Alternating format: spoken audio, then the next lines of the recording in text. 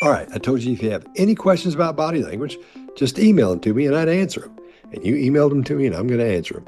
Now, if you have a question about body language, just email it to me, BodyLanguageQuestions@gmail, and I'll get right on it. All right, let's get the first one.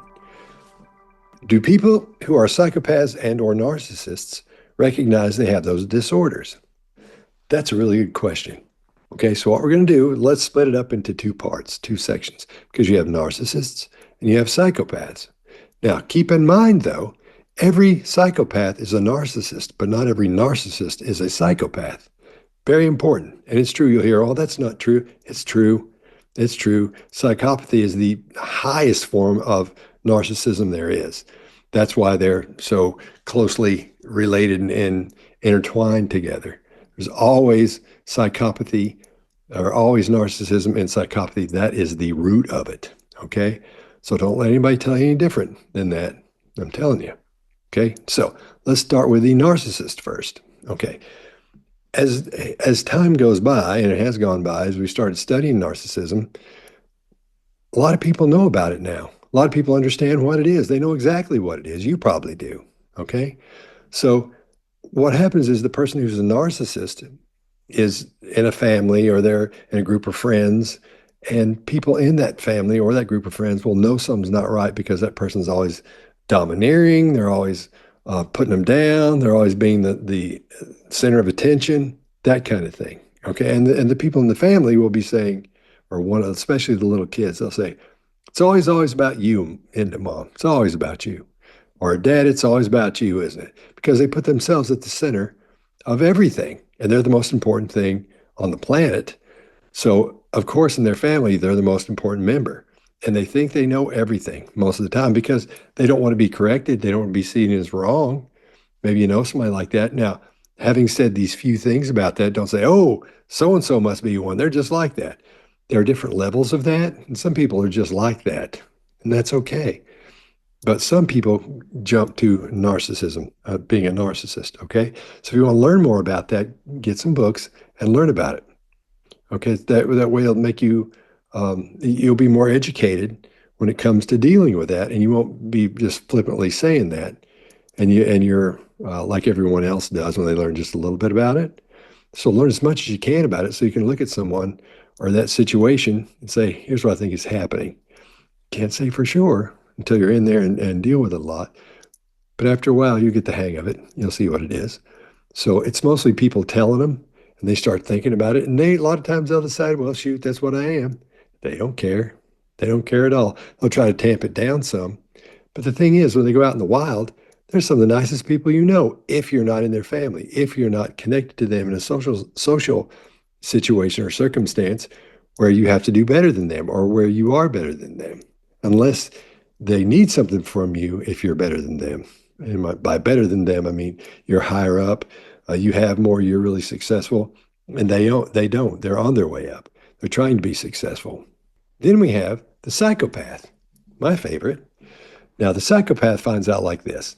As they grow up and they get a little older and start dealing with adults, people their age, let's say in their early 20s to mid 20s, sometimes late 20s, they start realizing something's not right with them. They know something's not happening that should be happening in their relationships and the world.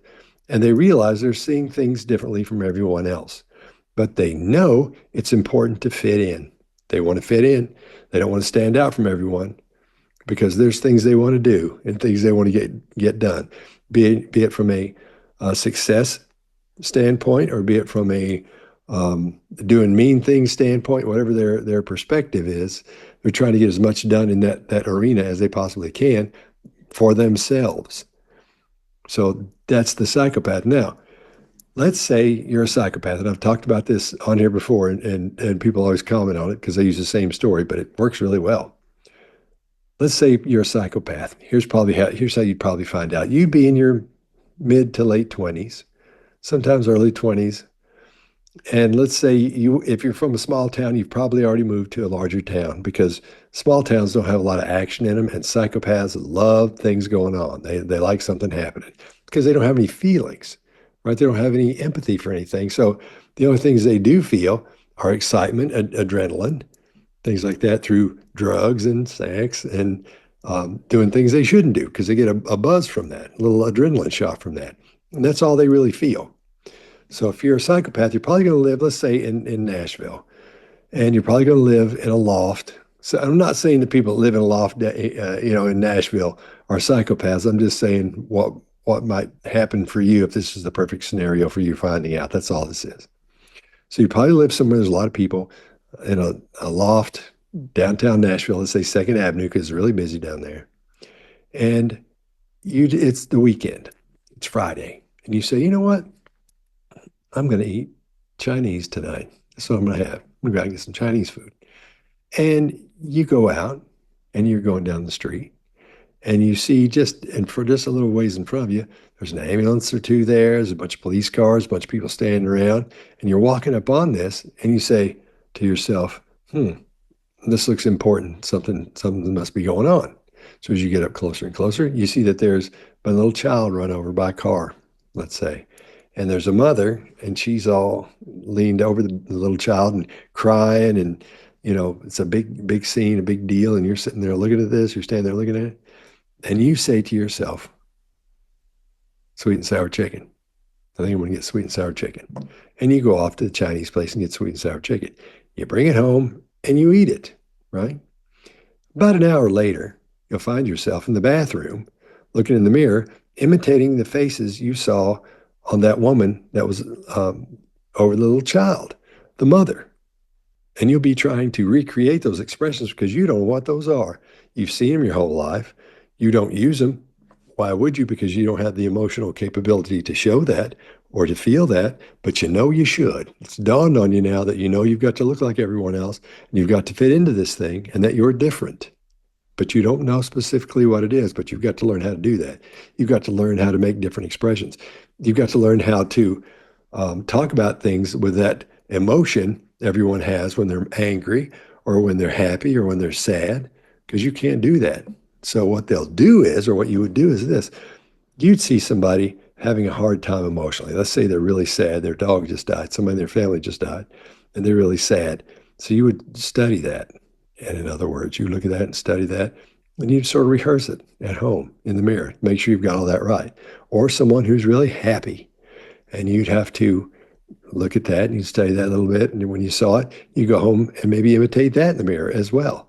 So you start learning how to do that, and you learn by copying others how to be, quote unquote, normal if you're a psychopath.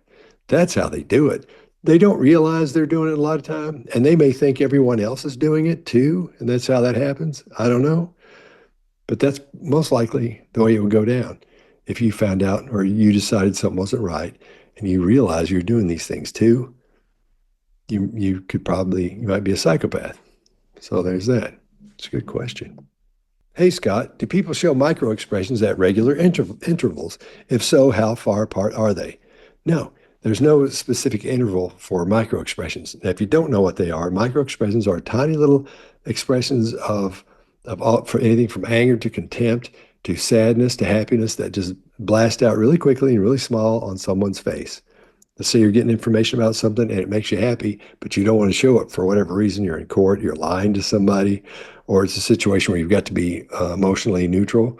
And that little thing right there will pop up to show contempt, or a quick little, what we call duper's delight, where it lasts a long time, but you'll see a quick little shot of a smile. They're not very big at all. They're really, really subtle most of the time. Really subtle. And they last about 1/10 of a second. Not very long at all. It could be anger. They could show up. It's not the full-blown expression, but it's on its way to the full-blown expression. It's being stopped because it hits the brain, it fires off, and then you stop it because you're trying to be neutral and not have anybody know what you're thinking or how you feel, how you really feel about something. Okay, so that's a micro expression. Now, there are no, if you had multiple feelings about something, it could be happiness and contempt at the same time for whatever reason. There isn't a time interval between those. It may be, most people think that expressions happen and you get that one expression. If you're angry, you show one. If you're happy, you show one. If you're sad, you show one. If you have contempt, you show one. Disdain, you show one. However, you can see two of them at the same time. They'll sort of blend together. It's a blend of facial expressions. Paul Ekman was the one who figured this out. So look at Ekman, Paul Ekman. Check out his books. Got some fantastic stuff you should get into and read. If you're interested in micro expressions or facial expressions in general, that's the guy you go read. That's the guy you read his stuff, read his studies and his books. That's the guy. Okay. So no, there is no interval time-wise between them, but they could happen very quickly or slowly, a lot of time, little time. So there are no specific intervals between those. Well, that's a good question. As I've been doing these episodes, the questions keep getting better and better. It's not the same people asking the questions either. The same people will ask some questions over, different questions they'll come in with, but the questions are getting better on here. So I think I think you're actually learning something. All right. When in public, my friend always embarrasses me by saying, "Wow, you're 53. How does it feel to be that old? Is there a body language move I can do to embarrass them back?" I don't know about it. Well, if I were you, and that happened to me, if one of my friends did that to me, I would do this. And what we're gonna use, we're going to use the glabella, which is this little section right here. And that's a group of muscles, and that's really the procerus, which is one muscle right there. Okay. And we're going to use the forehead, and that's really it looks like one big muscle, but it's two. The frontalis muscles, they come down about like that, right in there, about that much on each side, right? And so when those things come together and you get that going, all right, and then you would have a little bit of disgust, and that's when that your upper lip goes up a little bit, and almost like you're smelling something bad, and your nostrils may flare a little bit, but not from you trying to flare them, but because these little muscles right here are going up. Okay, so you're going to use a subtle version of that. When you say this out of nowhere, you got to be in a line though, like at Target or at the grocery store somewhere where there's a lot of people, or at the movies or something, and there's a lot of people around. You say this, especially if they stung you earlier, then you get ready with with this facial expression like that, and you say this loud out of nowhere. You go, "Dude, stool softeners are stool softeners. Just pick one." Works every time. What could a one eyebrow raise or a one-sided shoulder shrug imply? Well, that's two different things. The one-sided, the single shoulder shrug is what we call it. That usually indicates the person, doesn't necessarily mean they're lying or telling the truth, but it lets you know they're insecure about that answer. They're not sure about it. They're not positive. What time do you guys get in? 8 o'clock. So you'll also may see little things like their head shaking, no, like that, like I don't know, and some other facial expressions as well. But the single shoulder shrug, that indicates, it suggests, it denotes that person isn't as confident with that answer as they'd like to be, or there isn't as much confidence there as there should be with that. And the one eyebrow raise, that's usually incredulity. So they're like, what? They don't believe it or are trying to understand what's happening. So they're two separate things. That's a good question, though, because usually we're used to seeing the two eyebrows go up, but when one goes up, that's different. It's like, what? Trying to figure something out, that kind of thing. So it doesn't necessarily have anything to do with deception. So if that's why you're asking, that's a good question. In psychopaths, where does that desire to be accepted come from? Is it different in a psychopath versus a non-psychopathic person? Well, we talked about that a minute ago. That they want to be a part of what's going on, of society, because they know if they're not a part of it and they don't join it, then they're going to be outcast or looked at as weird and odd, and nobody will want to hang out with them. Nobody will want to do business with them. They won't get to be able to do what they want to get done for themselves. How good or how horrible that may be for the person or the company or the whatever, right? So the normal person wants to do it wants to be accepted for a myriad of reasons. So they can have friends, go out and hang out, be around people, meet a girlfriend or a boyfriend, fall in love, that kind of thing. So it's two different situations, two different neurological situations we're dealing with there. But one of them, the psychopath, the main thing is they want to be accepted so they can get done what they want to do.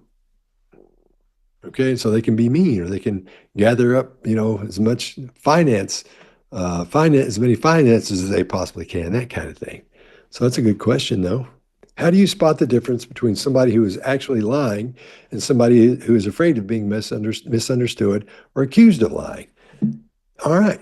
Well, we've talked about that on here before too, but I think it's important we go over it again because I get that question a lot still, and not everybody's watched these episodes. So when somebody's being honest with you, there are things you'll see that let you know they're being honest. When they're being deceptive with you, somebody who's actually lying that person's gonna throw off specific cues most of the time that let you know they're being deceptive. And we can't count on one cue. Let's say if while they're giving the answer, they start getting quiet there toward the end, fading facts. We can't say for sure just because you see that when they're answering something, that shoulder goes up, single shoulder shrug, and they back up some. When someone is telling you something, they back up. Quite often, they're trying to get to distance themselves from that answer. Their brain may be saying, "Man, this isn't right. We shouldn't be doing this.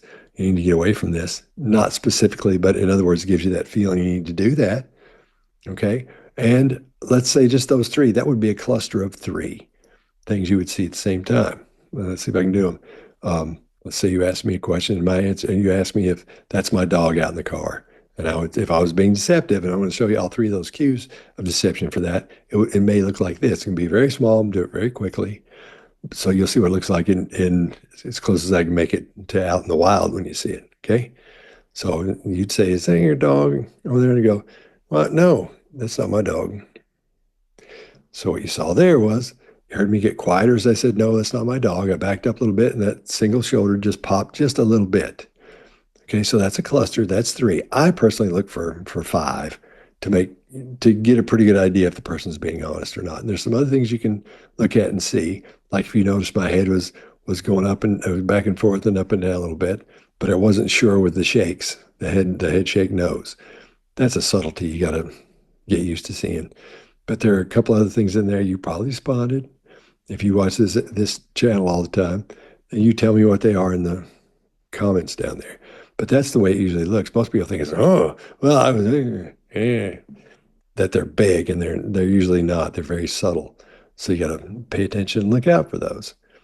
And remember, it's a cluster you're looking for, a bunch of them. Oh, and one more thing, and I always say this as well: there are no absolutes. And by that I mean this: people say, "Oh, he looked down to the left, so he's lying." No, or he scratched his nose, so he's lying. No. That's one thing. His nose probably itched, or his arms are crossed. So that means he's not into what I have to say, or he's not listening. No, it might be cold. It might be more comfortable to cross your arms. So there's not one body language cue at all anywhere that lets you know someone for sure is lying or telling the truth, for that matter. There are no absolutes in this, not one. Okay, so remember that. You got to lock that in. Even if you see three or four things in a cluster, you still have to think this could possibly be deception. Doesn't mean it is every time. So don't say for sure, they're lying. You gotta say that might be a lie. That looks deceptive to me. Put that over here in this little pile of things that look deceptive.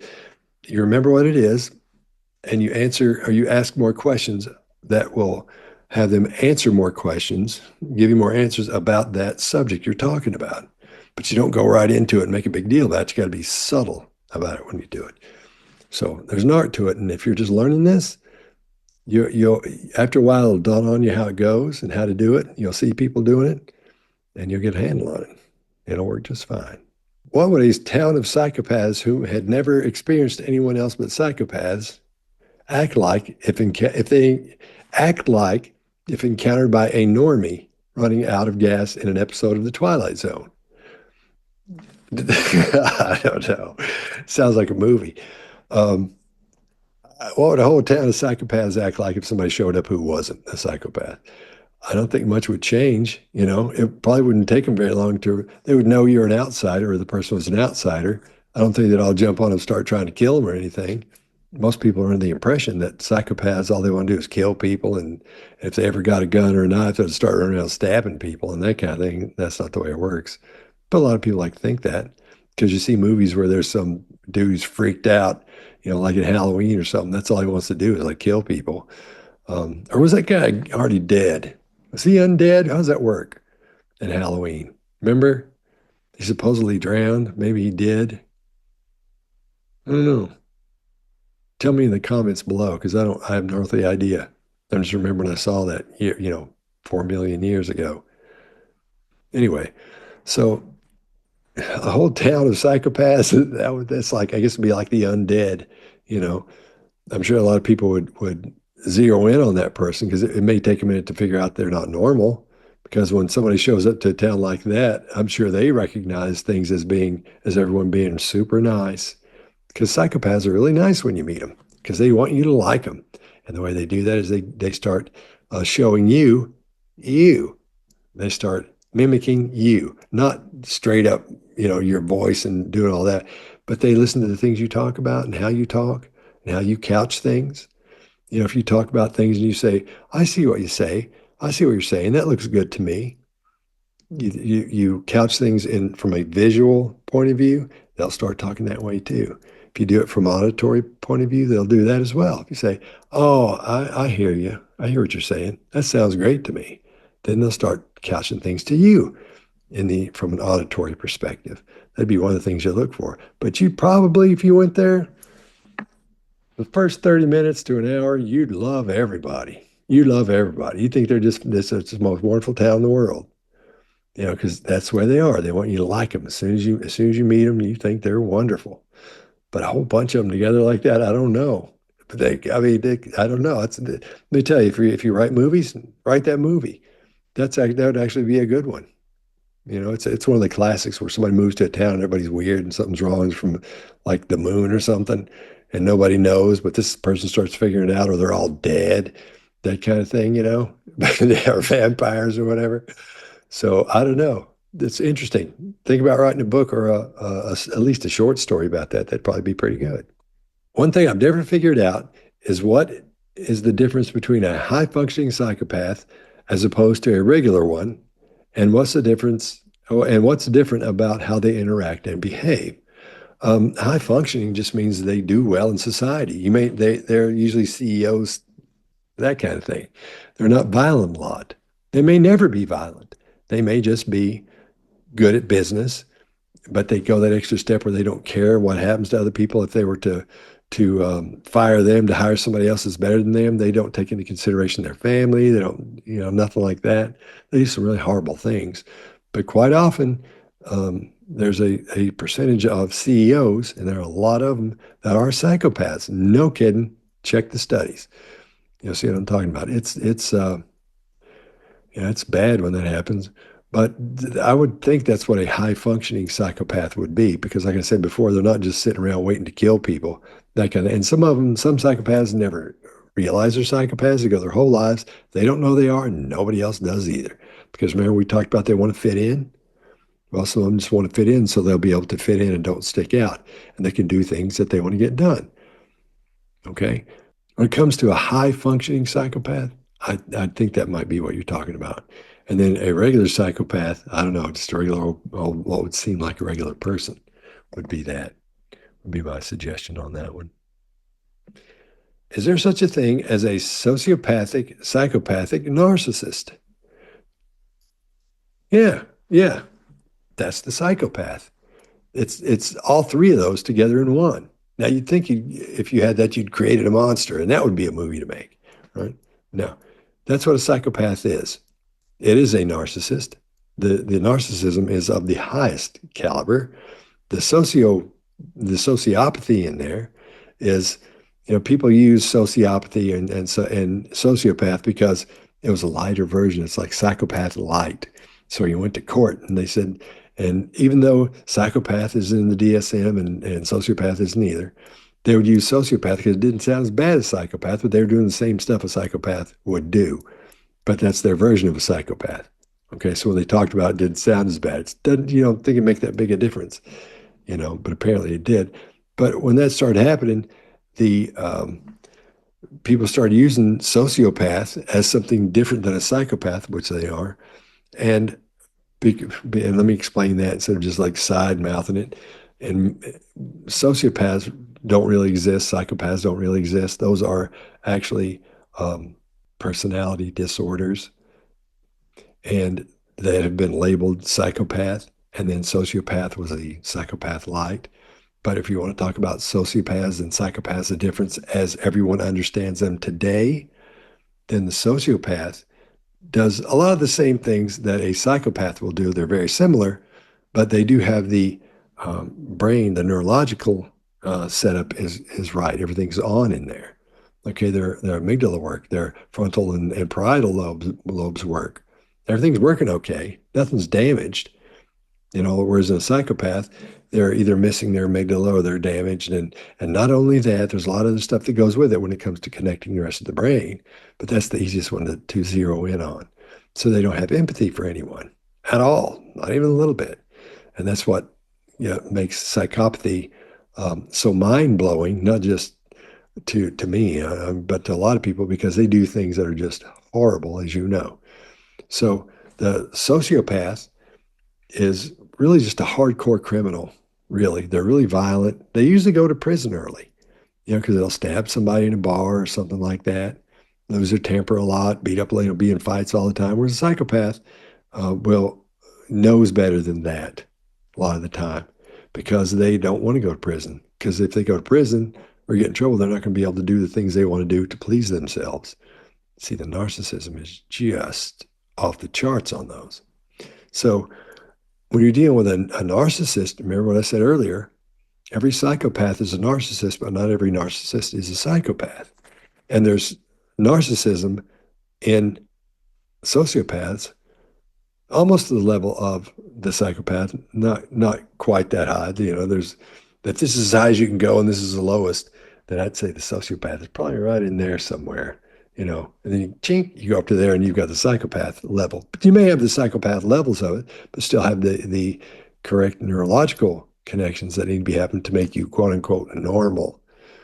Okay? So what you're describing there, what you're asking, the sociopathic, psychopathic, narcissist, is just a psychopath, because a psychopath encompasses all three of those. So, and it could be, it sounds like it could be a really mean one too, since you added the sociopathic part in there. So, yeah, it's the psychopath. All three of those equal, narcissist plus sociopath equals, psychopath. In a way, I guess you could say that, but psychopath minus the neurological tools that they need to function as a normal human. I try not to get in the minutia and too deep in there, but yeah, all three of those come with it. With your, you can get those two. You can get a narcissist and a sociopath, or you can get all three if you buy a psychopath. It's like those deals you see on the internet. As a single girl, I go out and I trust my intuition way more than I trust my heart. It seems to be able to distinguish what is dangerous and what is not. Do you find intuition to be a valuable tool? Yeah, I talk about it all the time. Women's intuition is probably the most powerful thing on the earth. I always talk about how guys have our gut feeling, whereas women have women's intuition.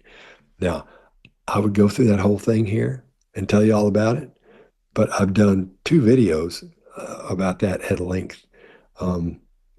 Check out a couple of videos before this one, and you'll see exactly what I'm talking about, because I show little charts and brains and the whole thing in there, explain that in depth. But you're right. You should always go with your intuition. If it doesn't feel right, don't do it. But for some reason, you think I shouldn't go out to the car. I need somebody to walk me out there. There's nobody out there. It doesn't look like anything's wrong anyway. Your brain has seen something that's not right. So you want to get somebody to walk you to the car. You don't want to go in that building. You don't want to go with that person. You don't want to do what that situation calls for.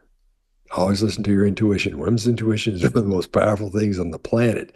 If you're into that kind of thing, there's a book called The Female Brain. Check that out. That's, pardon the pun, but it's mind-blowing. There's so much information on the female brain in there. You'll love it if you're into that, and that's why you're asking. So check that out. Are women better at hiding being psychopaths than men? Not necessarily. You don't expect them to be psychopaths as much, except I guess when you're dating, You think they all are if your attitude needs an adjustment from the guy's point of view. Because I hear guys, I remember in college, people say, man, she's a psychopath. She's this and then she's psycho. No, probably fed up with you, man. Probably over you. They probably get exactly what you are and who you are. And they're just waiting for the night to be over, the date to be over. So that's why you think they are, because they probably aren't paying attention to you or something, whatever the reason would be. But no, they're not any better at hiding psychopathy than men are, in my opinion. I don't know of any studies that show that. I'm not aware of them. And I just went through my new pile of studies, so I have new information soon if there is any. I believe the very first time I ever saw Duper's Delight was the time when Ted Bundy was getting indicted in front of the press. He's in a jumpsuit and makes a big show of being charged. There's a very tiny moment where he notices the press and a small smile flutters across his face. He then just as quickly bows his head to hide it. Would you actually consider this a good example of Duper's Delight? No, because he's not hiding anything. He wasn't asking anything and then feels happy about that answer. He may be being happy, but he's not duping anybody by showing that, if it leaks out, because there's nothing in play there that would say, what do you think about this? How do you feel about this? If he smiles a little bit, that would be Duper's Delight. Duper's Delight is when you show a little bit of a smile when you are presented with something that shouldn't make you happy. If you're being interrogated, if you're being questioned about something, if someone is asking you a question, or you're asking someone a question about something horrible and they smile a little bit, that's when you see Duper's Delight. Those are the situations, not in something like that. I see why you're asking that, because you'd think that's what it is. And Duper's Delight gets thrown around a lot, like and like the psychopathic stare, it's not what most people think it is. And same thing with Duper's Delight. So, or duping delight, as it's known quite often as well. So, no, that wouldn't be an example of that. An influencer who claims to be a sociopath says that she had to teach herself to blink more so she wouldn't be outed as one. She also says she thinks she's an expert at spotting one. Here's the link to a short video in the article in New York Post. The whole thing sounds bogus, but I'd like to find out from you if it's true or just an attention ploy. I'm a sociopath. Here's one eerie way to spot bad people like me. That's the name, apparently, of the video. I haven't watched that. But from just what the girl is saying, she's trying to control her blink rate, the way she blinks, so nobody will know she's a sociopath. That's somebody who's full of... So they're just, I don't know, man.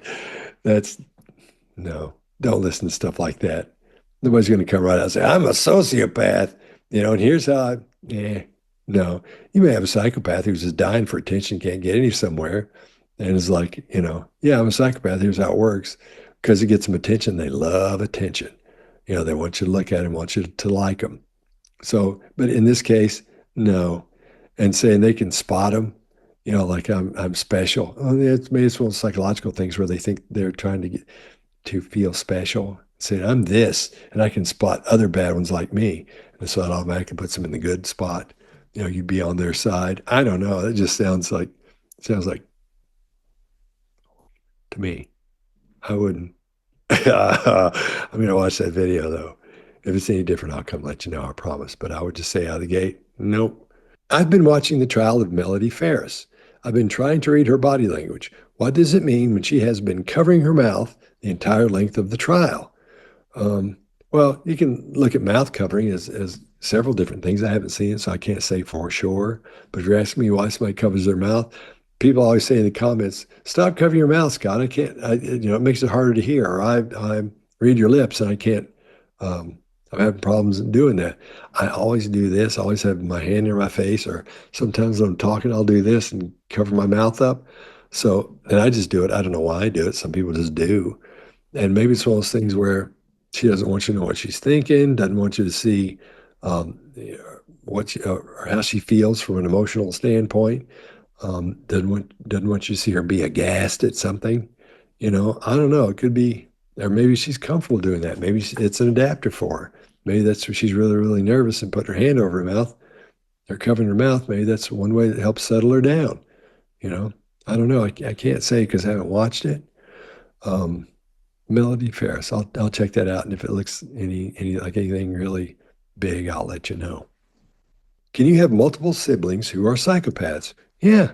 Look at the Hussein's sons.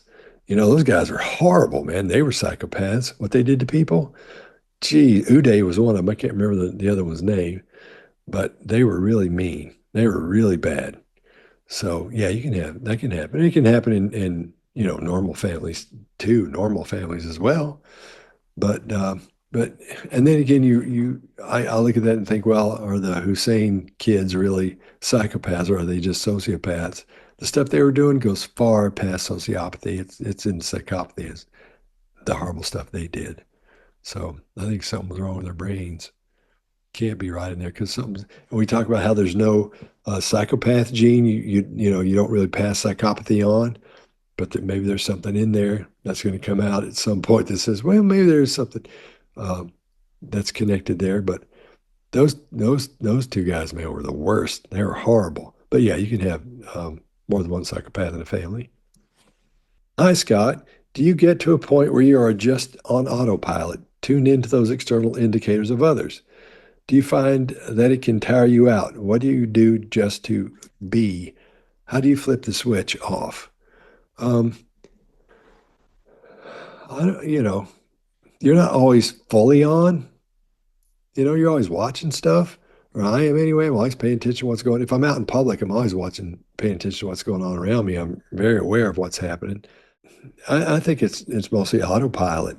It's like if let's say you're interested in birds, you're an ornithologist, and there's a certain bird, you know what it sounds like, and you haven't heard one in person before, but it's the only one you've or they take pictures of birds, I think, bird watchers, and you've never seen this bird before out in the wild, but you've seen it in videos and on TV or on the internet, things like that. And you're out in the woods, and you hear a bunch of birds chirping and stuff. You hear that bird that you've seen on the internet, that you've seen in films or seen whatever it is you're studying, and you hear that sound, right? You're really always open to hearing that sound. It jumps out because you know what it is, you know? So that's the way it is with body language. Everything looks normal. There's a flow that happens with body language in crowds and groups. And when you're out, there's a flow that everybody sort of gets in, a little rhythm. And when something jumps out of that rhythm, you notice it like you would if you heard that weird bird or that bird you'd always wanted to see in person or get a picture of. So look at it like that because everything's happening, everything's going on, a little rhythm and a little flow, but something jumps up and you go, oof, what is that? Your brain starts, then you start taking everything you're seeing in that situation. You take the surroundings into consideration. You take the time of day, what's going on, what's happening from a political standpoint, depending on where you are. And you think about that, you look at that and break it down and move on. You might want to still keep an eye on it because there needs to be weird people, and that's kind of interesting to watch sometimes. So it's mostly on autopilot until something jumps out. That's the way that's a good explanation, autopilot. So, hi, Scott. They're finding now that we can carry ancestral memories, in a sense, through our DNA. Do you see a day when this science advances to the extreme where the levels of criminality are predicted in advance and monitored? So they did a movie on that. I can't remember what it was called, but it was they'd arrest you before you committed the crime. I think it was Tom Cruise was in that movie. Maybe it was one of his, because I always see all his movies. I know you think, Tom Cruise, man, that guy knocked his hind end off. I think he's awesome. But yeah, they did a movie about that, and they had these people. I won't ruin the movie if you haven't seen it yet, but they would arrest you before you committed the crime. They'd come bust in and go, "I'm arresting you for the murder of so and so," and you hadn't done it yet, But they had a way of they were under the impression they could tell what was going to happen in the future, so they'd arrest you for something you hadn't done yet. It was wild, but I see what you're saying. But so yeah, they made a movie about that already. What is your favorite mind virus to play in someone's head? Okay, a mind virus, let me define that first, is if for example, it doesn't have to just be in interrogation, but in interrogation, you may say you want to plant a little thing in their head to get them thinking about something. as you're talking to them, okay? And you want them to get to worry about that something, and you just sort of throw it out there. I think my very favorite is this one. Is there any reason whatsoever, it's called the bait question, is there, from the read technique, is there any reason whatsoever your DNA, hair, an eyelash, some spit when you're talking or coughing would be in that room? Any reason whatsoever for it to be in there? You know, hair, skin cells, when you walk in, because everywhere you go, you leave, something. You can tell who's been there. It's not hard, not tough to do. A lot of things tell you that. Any reason whatsoever that yours would be in there? I remember one time, and you start talking about something else, and they're like running that through their head, and so that sets as it gets bigger and bigger and bigger and bigger in their head, and then you move on to something else, and the next thing you know, they're lost. So it's a tactic to get them thinking about them being in that room and what did they do when they were in there. So they disengage and get into inner dialogue, and then you can see that happening on them. You can see them having the inner dialogue, their facial expressions. Sometimes it'll go blank. That's why I like that one. But then sometimes you'll ask them that just straightforward without planting it in there. You'll wait for the answer for that, because if you don't know for sure already, and you ask that question, the bait question, you say, "Is there any reason at all for your DNA to be in there? I mean, your hair, some spit, an eyelash, maybe something like that. Anything or something off your skin if you rubbed up against something, any reason whatsoever." Quite often, the person who's guilty will say, "There shouldn't be. I can't think of a reason why." Not every time they're guilty or being deceptive, but most of the time that when they give you an answer like that, they are, because what they should say is this: "No, no, I wouldn't. I told you I wasn't in there. There'd been nothing of mine in there unless you put it in there. Other than that, no, not me. I wasn't in there. You won't find it." And they'll go on and on about it sometimes.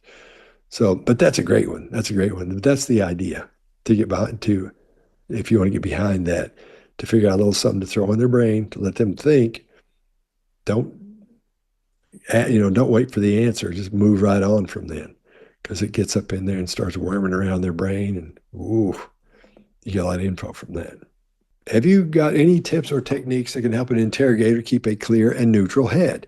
Yeah, I talked about that on here before as well, on another episode. When you go into a situation, and quite often there'll be a lot of emotions in there. You're going to be angry. You're going to feel sorry for somebody. Might feel sorry for the person you're talking to. And we all have those feelings. All normal people will have those feelings, and that's fine. But you have to know going in. You have to decide before you go in there. You have a job to do. I'm assuming you're an interrogator or in the academy or something. You're going to be a cop. But you have to decide before you go in. You need some information from this person. You need specific information, or you need as much information you can get about whatever the situation is. So you're not going to feel sorry for them. No matter what they say, no matter what they do, you decide beforehand, you don't care. That's not why you're going in there, is to go in there and really make friends with them and feel for them and all that. You can fake all that. You can have a little bit of those feelings, but you cannot go in there with a thing like, "Well, let's just see what happens." Hey man, you have a job to do. So that's what you're going to do when you go in. All right. If you have any questions about body language, just send them to me. BodyLanguageQuestions@gmail.com, and I'll get right on it.